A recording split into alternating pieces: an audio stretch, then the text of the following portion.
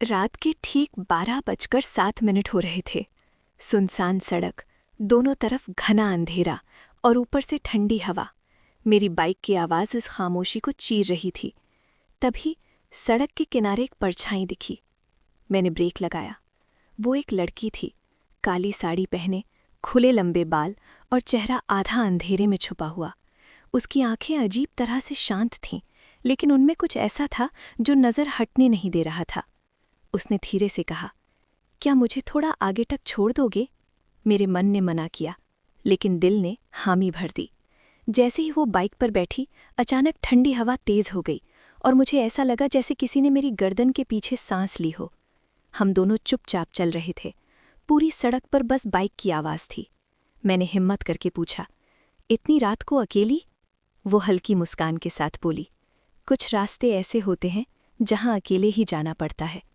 उसकी आवाज़ में अजीब सी मिठास थी। दिल तेज धड़कने लगा। अचानक मेरी नज़र साइड मिरर पर पड़ी। मेरे पीछे कोई नहीं बैठा था। मेरे हाथ कांपने लगे। मैंने ब्रेक मारा। वो अचानक सामने खड़ी थी। काली साड़ी हवा में लहरा रही थी और उसकी आंखें अब लाल सी चमक रही थीं। उसने धीरे से कहा, डर गए? मैं बोल नहीं पा रहा था। पैर सुन्न हो चुके थे। वो मेरे पास आई, इतनी पास कि मैं उसकी ठंडी सांस महसूस कर सकता था। उसने मेरा हाथ पकड़ा। उसका स्पर्श बर्फ जैसा ठंडा था, लेकिन दिल को अजीब सा सुकून दे रहा था। वो बोली, मैं हर किसी को नहीं दिखती, सिर्फ उन्हें जिनका दिल सच्चा हो। मैंने कांपती आवाज़ में पूछा, तुम कौन हो? वो मुस्कुराई। उसकी मुस्कान में प्यार भी था और मौत भी। जिसे तुम ढूंढ रहे थे, वही हूं मैं। और तभी सड़क की सारी लाइट्स एक साथ बुझ गईं। काली साड़ी वाली। अचानक सड़क की सारी लाइटें बुझ चुकी थीं। पूरा इलाका गहरे अंधेरे में डूब गया। मेरी आंखें कुछ भी नहीं देख पा रही थीं, लेकिन उसकी मौजूदगी मैं साफ महसूस कर सकता था। ठंडी हवा में काली साड़ी की सरसराहट गूंज रही थी। मैंने डरते हुए पूछा, ये सब क्या है? वो मेरे और पास आ गई, इतनी पास कि दिल जोर जोर से धड़कने लगा। उसने धीरे से कहा, डर और प्यार दोनों साथ पैदा होते हैं। उसकी उंगलियां मेरे गाल को छू गईं। स्पर्श ठंडा था, पर अजीब बात ये थी कि डर के साथ साथ एक सुकून भी था। तभी अचानक मुझे याद आया, ये वही सड़क थी जहां सालों पहले एक लड़की की मौत हुई थी, और वो लड़की काली साड़ी में ही दफनाई गई थी। मेरे दिमाग में वो पुरानी बातें घूमने लगी। लोग कहते थे वो लड़की आज भी किसी अपने का इंतजार करती है। मैंने कांपती आवाज में कहा, तुम वही हो, है ना? उसने सिर झुका लिया।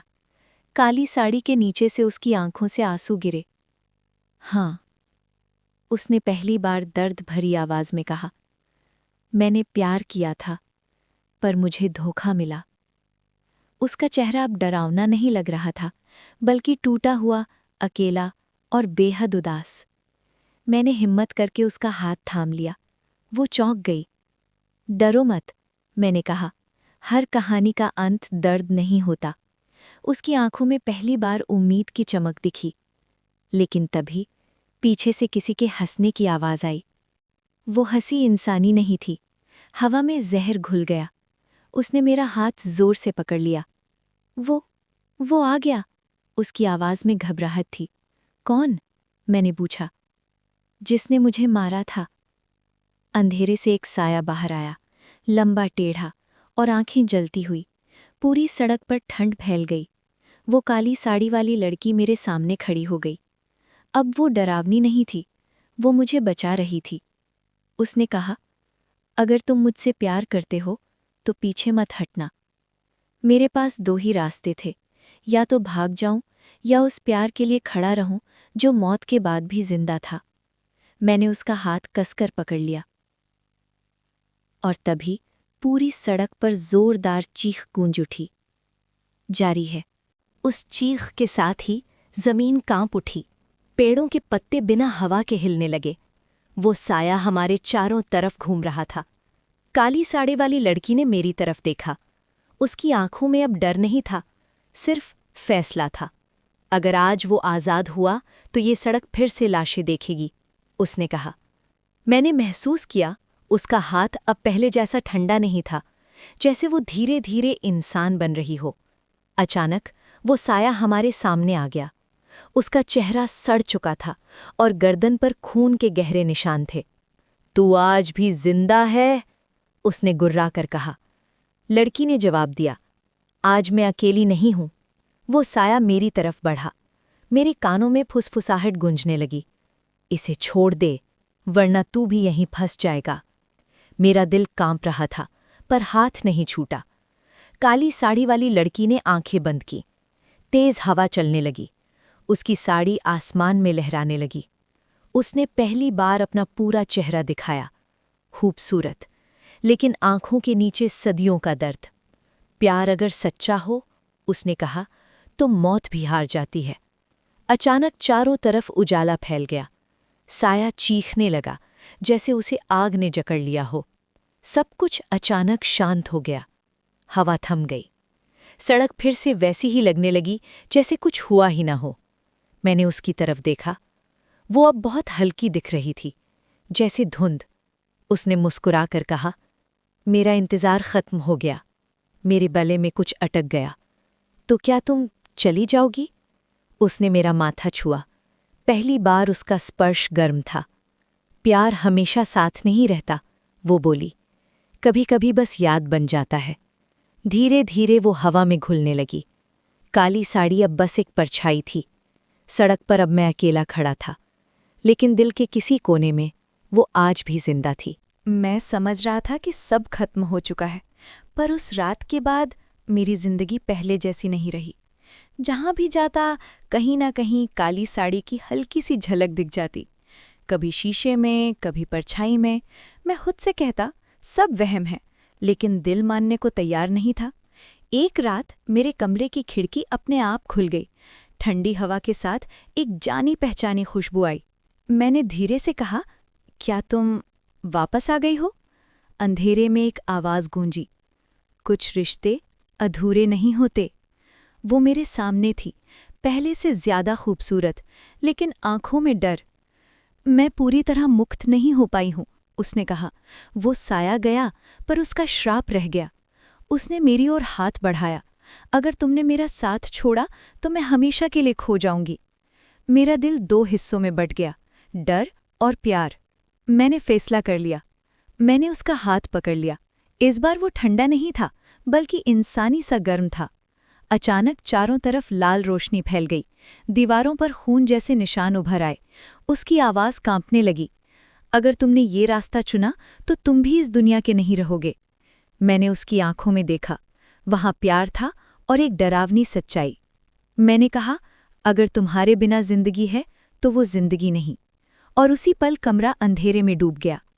अगली सुबह मेरे कमरे में सिर्फ एक काली साड़ी पड़ी थी, और बाहर मेरी बाइक की आवाज़ किसी ने सुनी ही नहीं। सुबह हुई, पर मेरे लिए नहीं। लोग कहते हैं उस दिन सूरज निकला था, पर मुझे याद नहीं कि मैंने कभी उजाला देखा हो। जब आंख खुली तो मैं किसी अजीब सी जगह पर था। न वो मेरा कमरा था, न कोई जानी पहचानी दुनिया। चारों तरफ धुंध, हवा में नमी और ज़मीन पर अधजले पत्ते। मेरे सामने वो खड़ी थी, काली साड़ी में। लेकिन अब वो पहले जैसी नहीं लग रही थी। उसका चेहरा शांत था, पर आंखों में गहरा अपराध बोध। मैंने कहा, ये जगह कौन सी है? उसने धीरे से जवाब दिया, ये वो रास्ता है जो जिंदगी और मौत के बीच होता है। तभी मुझे याद आया, कमरा, लाल रोशनी और मेरा फैसला। तो क्या मैं मर चुका हूं? मैंने पूछा। वो चुप रही, और उसकी चुप्पी ही जवाब थी। मेरे सीने में अजीब सा दर्द उठा। मैंने हंसने की कोशिश की। तो आखिरकार मैंने प्यार के लिए जान दे दी। उसने अचानक मेरा हाथ पकड़ लिया। उसकी आंखों से आंसू गिरने लगे। नहीं, वो बोली, तुमने जान नहीं दी, तुमने मुझे इंसान बनाया। उसके चारों तरफ हल्की रोशनी फैलने लगी। काली साड़ी अब भी थी, लेकिन उसका शरीर अब ठोस लग रहा था। पहली बार मैंने उसके दिल की धड़कन सुनी। हम दोनों उस धुंध में चल रहे थे। हर कदम के साथ पीछे की दुनिया धुंधली होती जा रही थी। अचानक रास्ते के बीच एक पुराना मंदिर दिखाई दिया, टूटा हुआ, जला हुआ और खामोश। उसने कहा, यही वो जगह है जहां मेरी कहानी शुरू हुई थी और यहीं ख़त्म हो सकती है। मंदिर के अंदर दिए अपने आप जल उठे। दीवारों पर खून से बने निशान थे, मेरे जैसे कई नाम। मैं कांप उठा। ये सब कौन है? उसकी आवाज़ भारी हो गई। वो लोग जिन्होंने मुझसे प्यार किया पर डर कर मुझे छोड़ दिया। मेरे पैरों तले ज़मीन खिसक गई। तो फिर मैं? वो मेरे सामने आई। उसकी आंखों में अब डर नहीं, सिर्फ सच्चाई थी। अगर तुम यहाँ से वापस गए तो जिंदा रहोगे, पर मुझे भूल जाओगे। उसने दूसरा रास्ता दिखाया, अंधेरा और गहरी खाई। और अगर मेरे साथ रहे तो प्यार मिलेगा, पर इंसानी दुनिया खो दोगे। मेरा दिल फटने को था। मुझे माँ, बचपन, जिंदगी सब याद आने लगा। फिर मैंने उसकी तरफ देखा, वो काली साड़ी वाली, जिसे दुनिया ने चुड़ैल कहा, पर जिसने कभी धोखा नहीं दिया। मैंने पूछा, अगर मैं तुम्हारे साथ रहा तो क्या तुम खुश रहोगी? वो रो पड़ी। मैं पहली बार जिंदा रहूंगी। मैं मुस्कुरा दिया। तो फैसला आसान है। मैंने उसका हाथ थाम गया और मंदिर की घंटी अपने आप बज उठी। तेज हवा चली, दिए बुझ गए और धुंध सब कुछ निगल गई। जब सब शांत हुआ तो मंदिर खाली था। सिर्फ जमीन पर एक काली साड़ी पड़ी थी और उसके ऊपर 2 पैरों के निशान जो जंगल की तरफ जाते थे। आज भी लोग कहते हैं उस सड़क पर रात के बाद एक बाइक की आवाज़ आती है, और अगर कोई अकेला मुसाफिर रुके तो काली साड़ी वाली लड़की मुस्कुराकर पूछती है, चलोगे मेरे साथ? लेकिन अब वो अकेली नहीं होती। उसके पीछे एक परछाई होती है, जो डरावनी नहीं बल्कि सुरक्षात्मक होती है। क्योंकि कुछ प्यार मौत के बाद नहीं मरते, वे खुद एक कहानी बन जाते हैं। अगर आपको ये कहानी डरावनी लगी हो तो लाइक ज़रूर करें और इसे शेयर करें, क्योंकि शायद अगला नंबर उनका हो। कमेंट करके बताएं अब आप किस जगह की भूतिया कहानी सुनना चाहोगे, और ऐसी ही खौफनाक कहानियों के लिए चैनल को सब्सक्राइब करना मत भूलना, क्योंकि रात अभी बाकी है।